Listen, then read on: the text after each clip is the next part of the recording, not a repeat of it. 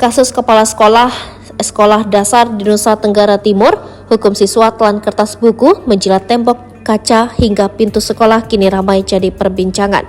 Pasalnya bukan hanya satu siswa yang menerima hukuman tak lazim dari Kepsek tersebut. Diketahui 3 siswa sekolah dasar yang dihukum Kepsek tersebut yakni berinisial JT, AB, dan SB. Gegara perlakuan Kepsek tersebut memberi hukuman tak manusiawi. 3 siswa tersebut kabarnya takut ke sekolah. Berikut kronologi Kepsek hukum siswa telan buku hingga jilat tembok. Kejadian yang menimpa JT, AB, dan SB ini terjadi di Kecamatan Kualin, Kabupaten Timur Tengah Selatan, Nusa Tenggara Timur.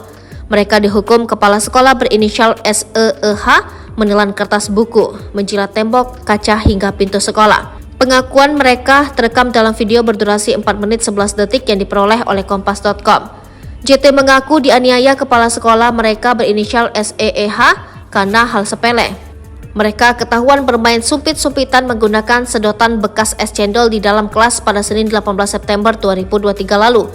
Dia menuturkan kejadian tersebut bermula saat mereka keluar sekolah. Saat itu JT, AB, dan SB masih berada di dalam kelas dan bermain sumpit-sumpitan. Teman-temannya yang lain lalu memberitahukan hal itu kepada SEEH. Sang kepala sekolah lalu memanggil ketiganya berdiri di depan sekolah dan mencontohkan cara bermain sumpit-sumpitan. Setelah itu, ibu suruh kami 3 jilat tembok, jilat pintu, dan jilat kaca. Setelah itu makan kertas dan telan, ungkap JT. JT mengatakan jika tidak menelan kertas maka ketiganya tidak akan pulang sekolah. Saat diperlakukan seperti itu, semua teman-teman mereka menyaksikan langsung. Tak hanya sampai di situ, JT dan SB juga dipukul Bu Kepsek menggunakan kayu. Saya dipukul sebanyak 3 kali dan teman SB dipukul sekali, ungkap JT. Selain pakai kayu, JT juga dipukul pakai tangan berulang kali di tubuhnya. Karena tak tahan dipukul, JT akhirnya menangis. Akibat dipukul, tubuh bocah tersebut sempat kesakitan dan ada tanda di lengan kiri bagian atas. Orang tua yang mengetahui kejadian ini lalu bersama JT mendatangi markas kepolisian sektor Kualin, TTS NTT untuk membuat laporan polisi. Hal itu dibenarkan Kepala Bidang Hubungan Masyarakat Kepolisian Daerah NTT Kombes Pol Arya Sandi. Kasus ini telah dilaporkan pada tanggal 18 September 2023 dengan laporan polisi nomor LP-B-25-9-2023-Sek Kualin-Res TTS Polda NTT, kata Arya Sandi. Para korban lanjut Arya Sandi telah divisum et repertum. Saat ini polisi sedang memeriksa sejumlah saksi dan rencananya memanggil terlapor untuk dimintai keterangan.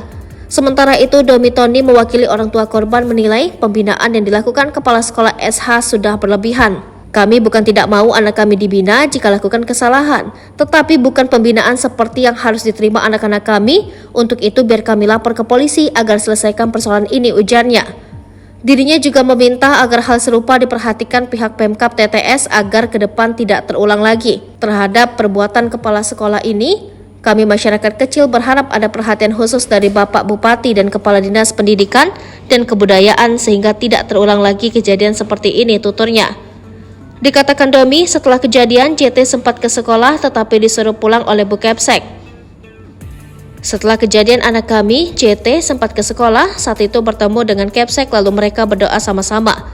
Setelah berdoa, Kepsek suruh anak kami pulang.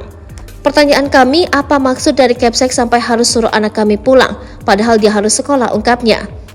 Untuk sekarang anak-anak trauma dan takut ke sekolah, sehingga kami berharap ada perhatian pemerintah terhadap kejadian ini, ujarnya.